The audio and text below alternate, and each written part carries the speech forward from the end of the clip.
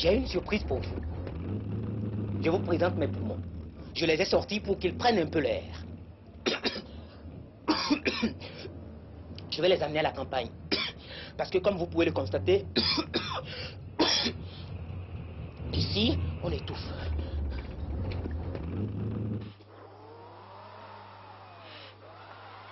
Vous voyez, ça va tout de suite mieux. Dans cette émission, nous parlerons de l'air que l'on respire, ou plutôt de l'air irrespirable qui nous empêche de respirer dans nos villes, envahies par ces maudits gaz d'échappement auxquels personne n'échappe. Nous irons d'abord à Abidjan pour constater que dans un pays à revenus intermédiaires comme la Côte d'Ivoire, la pollution urbaine atteint un niveau plus qu'intermédiaire et même carrément supérieur. Pollution, pollution, c'est partout dans la ville, dans la campagne. Puis, nous poursuivrons vers Cotonou, capitale économique du Bénin, un pays qui est classé parmi les moins avancés sur l'échelle mondiale de l'avancement. Mais vous verrez que ce pays détient pourtant une avance considérable dans le domaine de la pollution. À Cotonou, on se demande s'il n'y a pas plus de goudron dans les poumons des habitants que sur les routes.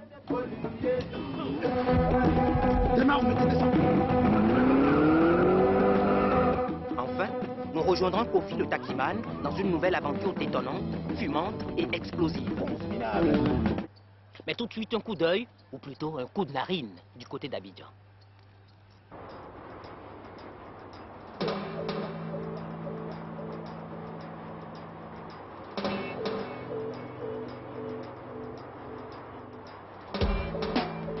Dans la capitale économique ivoirienne, le parc automobile a plus que triplé en 5 ans. Et cela, malgré un prix du carburant beaucoup plus élevé que dans les autres pays côtiers d'Afrique de l'Ouest. Monsieur, bonjour. Qu'est-ce que vous pensez de l'air que vous respirez ici à Abidjan? Excusez-moi, enfin, c'est pollué, hein, excusez-moi, c'est vraiment pollué. Hein, donc on a du mal à respirer de toutes les façons. À chaque fois que je rentre à Paris, j'ai des narines qui palpitent, alors c'est vraiment pollué. Voilà. Il faut faire quelque chose. Je me demande si effectivement les gens contrôlent le carburant, la qualité du carburant. Hein? Il faudrait que la qualité soit effectivement contrôlée. Le carburant est tellement élevé en Côte d'Ivoire que quelquefois on se débrouille avec les margouillas. Vous vous débrouillez avec les margouillas, cela veut dire quoi? Il y a des jeunes qui ont des essences dans des bidons qui nous vendent à des prix moins chers par rapport à la station. C'est de mauvais carburants, c'est pour gâter ton moteur. Donc ça ne nous arrange pas, c'est mieux de prendre ça à la station. Que la police vous traque pour la vente de ces carburants? Ils viennent, on les donne 500 francs, ils font Vous donnez donc 500 francs et 1000 francs à la police? Oui, puis les gars nous laissent. Alors pourquoi est-ce qu'ils vous traquent? Je suis envie de manger. En dehors de la police, il existe heureusement un service de contrôle technique automobile qui est équipé pour la lutte anti-pollution.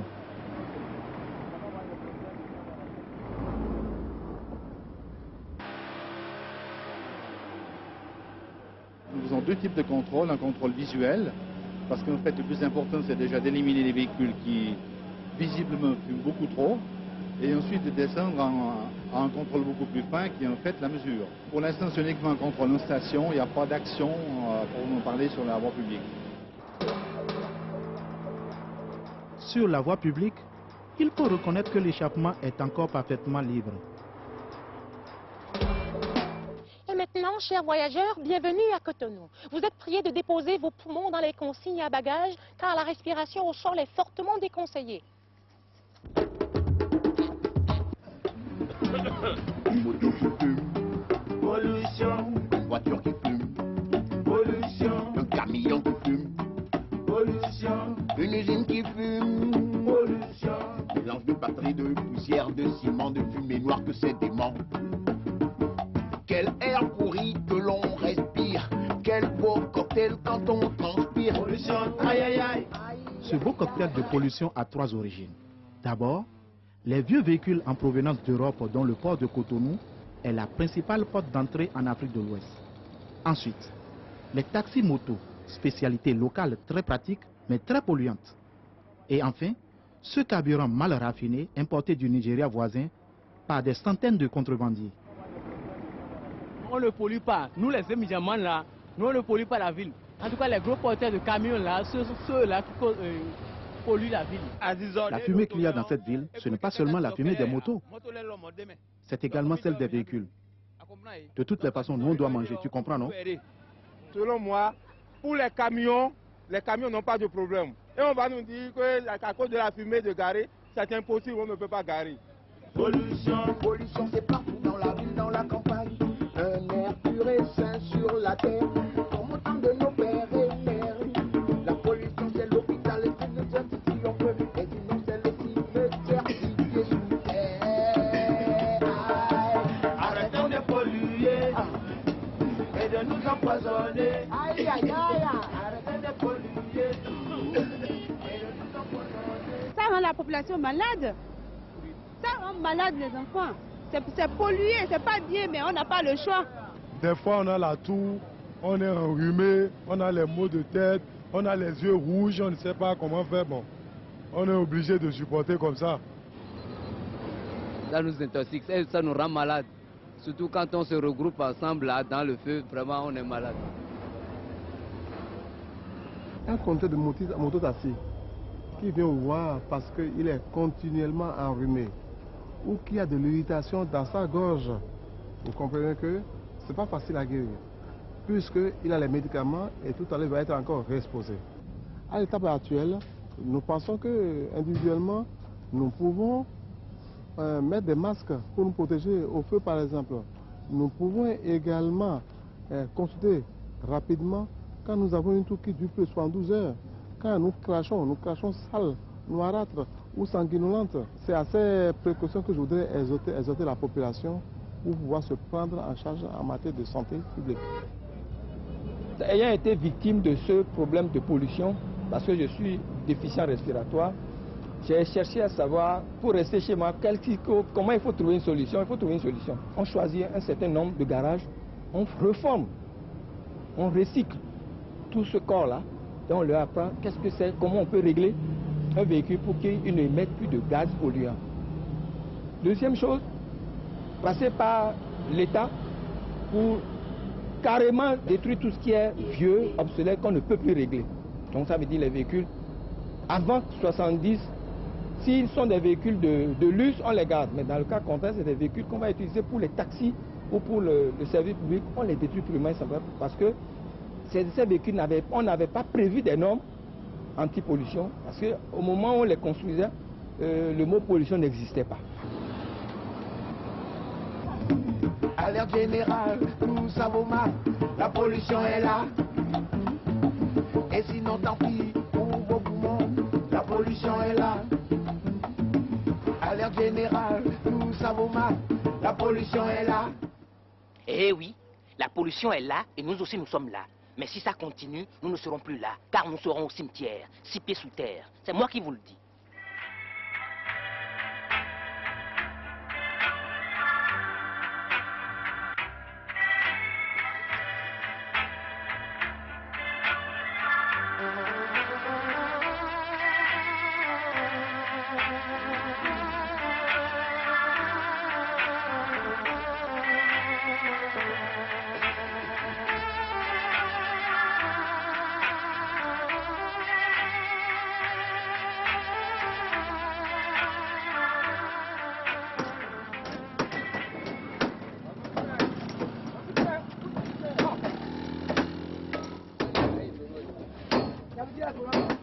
Segment segmenté, culbuteur culbuté, piston pistonné, vis platiné platiné, carburant carburé.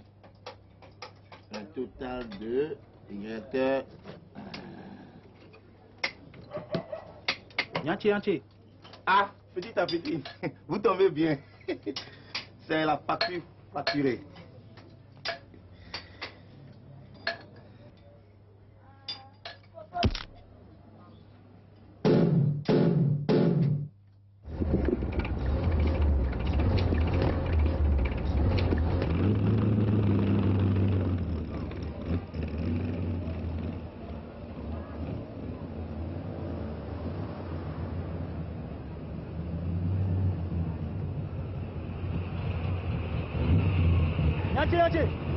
Tu me mets pour 2000, c'est bien du super. C'est plus que du super, hein, c'est de l'extra même.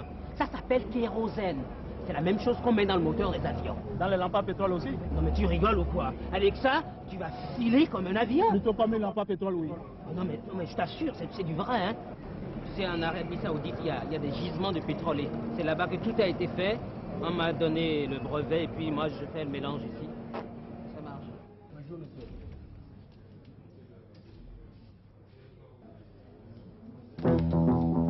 Pas ce geste! Les mains en l'air, tout le monde! Je suis le premier qui vous fait. Alors, je te fais de m'obéir, parce que n'oubliez pas. That is money. Il y a d'autres amateurs? S'il vous plaît, monsieur. Maintenant, sortez le truc où je me fasse la main.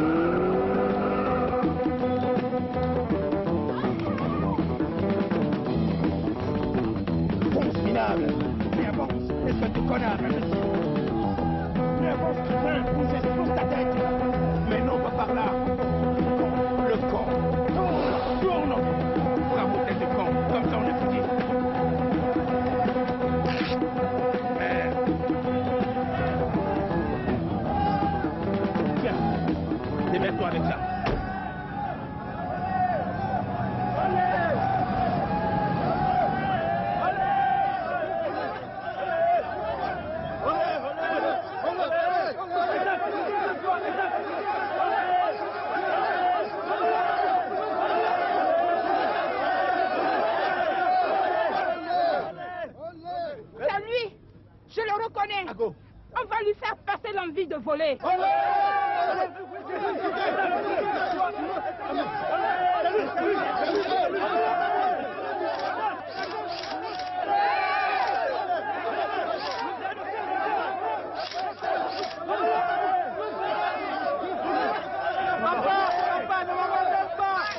Tu as appelé ta maman, c'est fini pour toi.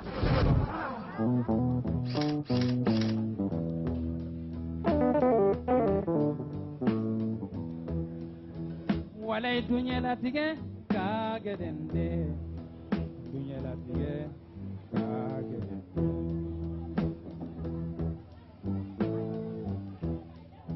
dunya latige te kotige ye dunya latige te batige ye. Si je n'étais pas intervenu, tu aurais pu finir comme ça. Oui, mais papa, qu'est-ce qu'on va faire maintenant? Toi, tu dois rester caché ici. De mon côté, je dois prouver ton innocence. Et le seul moyen, c'est de retrouver le coupable.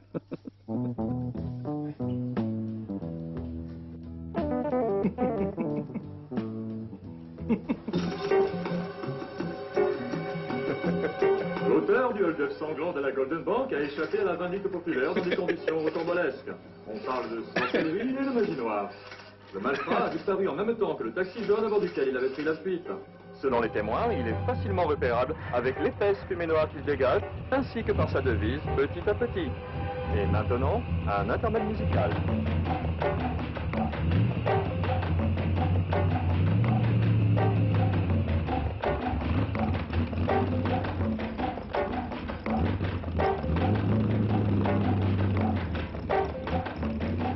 Oulala, j'ai intérêt à régler ça avant de me faire repérer. Ah, mon fils, ma voiture fait une fumée noire. Qu'est-ce que tu me proposes pour changer ça? Tu ne pouvais pas mieux tomber. Alors ici, tu as le choix entre le mélange, ça te donne une très belle fumée bleue, le cocktail qui tire sur le rouge, le spécial avec son gris perlé. Et même le mélange spécial cocktail qui t'en fera voir de toutes les couleurs. Mais pourquoi tu veux que ça fume? Un véhicule, quand ça roule, ça carbure, et quand ça carbure, ça fume, c'est normal.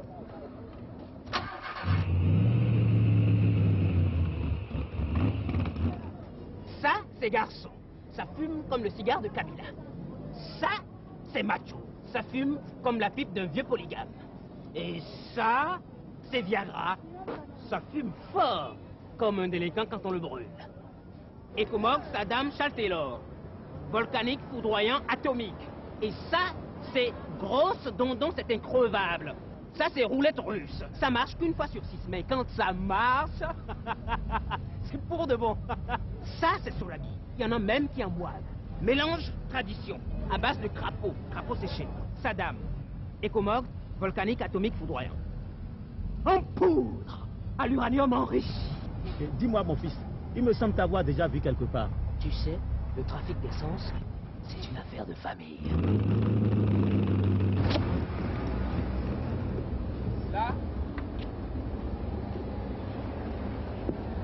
Et dis donc, vous n'avez pas de chauffeur? C'est-à-dire qu'il a voyagé. Et vous, vous n'avez pas l'essence normale? Oui, mais les gens n'en demandent pas souvent. Hein.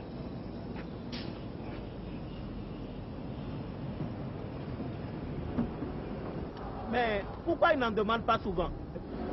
D'après eux, avec ça, on entend faiblement le moteur. Et puis, ils disent que la fumée du véhicule n'est pas tellement consistante. Ah, la fumée, c'est important? Pour les chauffeurs, c'est important. Et si tu fumes moins que ton voisin, on te minimise. Maintenant, viens regarder ici. Il y a quelque chose qui est gondolé.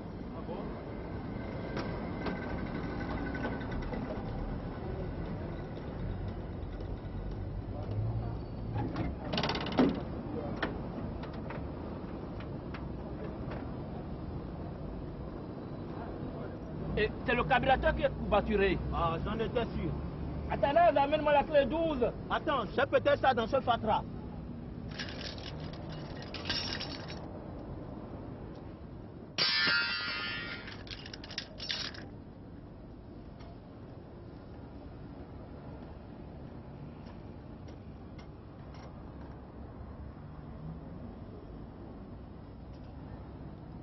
Qu'est-ce qui prouve que c'est lui le coupable?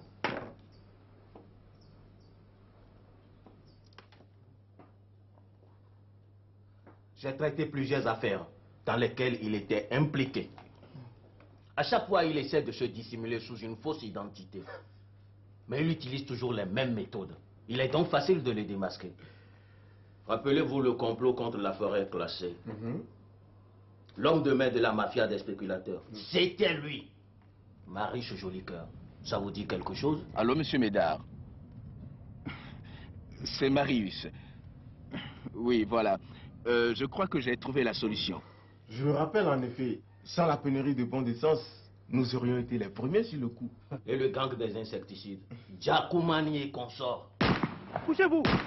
Il nous tire dessus. Une sacrée bande de malfaisants, avec de gros moyens et des méthodes impitoyables. Je suis au courant de tout ça. D'ailleurs, la police des pêches nous a sollicités par la voie hiérarchique.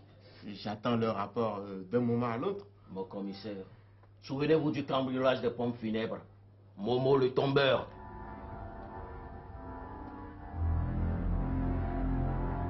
Avec un butin de 7 millions, un blessé grave et une course poursuite au milieu des ordures. En effet, je n'ai pas encore reçu la commission rogatoire, mais cela ne saurait tarder. Toutes ces affaires se ressemblent, mon commissaire. Marius Jolicoeur, alias Giacomani, alias Momo le tombeur. Même homme, même méthode. Le carnage de la Golden Bank, évidemment, c'est encore lui.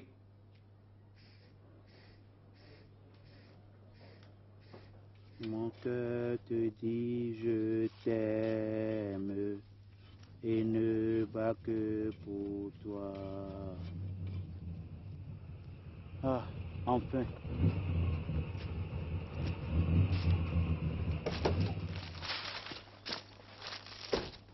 Kofi, regarde. Qu'est-ce que c'est? C'est la solution à tous tes problèmes. Pas de temps à perdre, allons.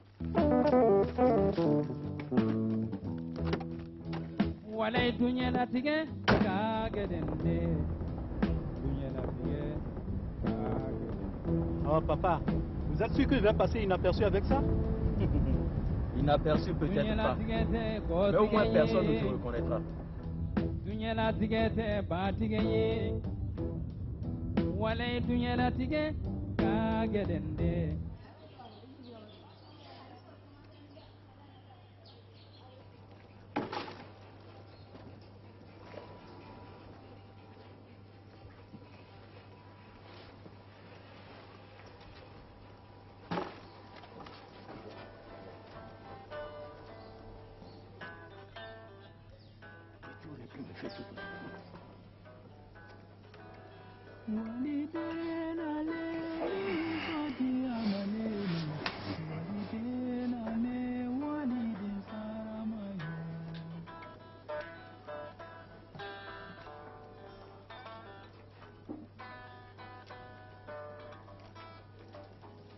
Kanata kanto kalo dibi kabo, kanata kanto neke dembesi.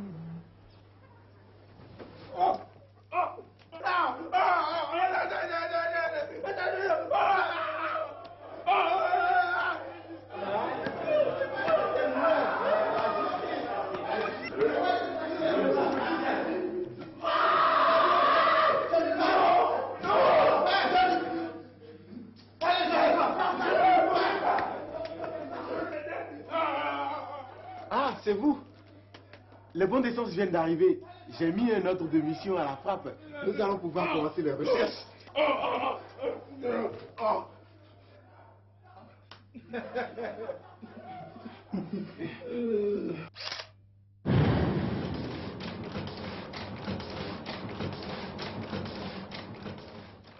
Papa, j'aurais pu partir en fumer à la place de ce magouillard. Tout le monde m'aurait cru coupable. Le peuple aurait dit, si les gens sont punis, c'est parce que Dieu l'a voulu. Vos populi, vos dei.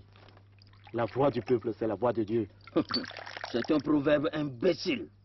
Et puis, les gens sauraient dire également, si le peuple l'a attrapé, c'est bien pour quelque chose. Il n'y a pas de fumée sans feu. Deuxième stupidité. Tu sais ce que me disait mon grand-père à propos des bêtises de la foule? Ce n'est pas parce qu'ils sont nombreux à avoir tort qu'ils ont raison.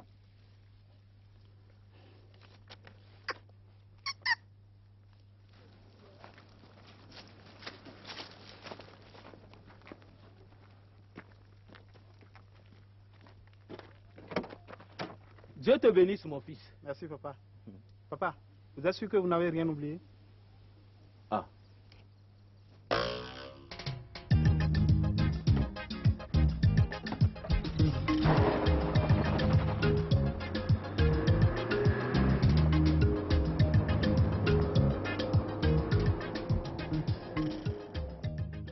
C'est encore moi. Je regardais le film d'un peu trop près, si bien que j'ai reçu une balle en plein dans le poumon. Mais ça m'a donné une idée. J'ai inventé un nouveau carburant. C'est du tonnerre. Ça pète, ça fume, ça explose. C'est génial. J'ai appelé ça Ben Laden. C'est pour mettre dans les moteurs des avions. Bon, mais si vous n'avez pas d'avion, ça marche aussi pour les mobylettes. Bah nous on roule en mobilette, et y a pas de honte à ça.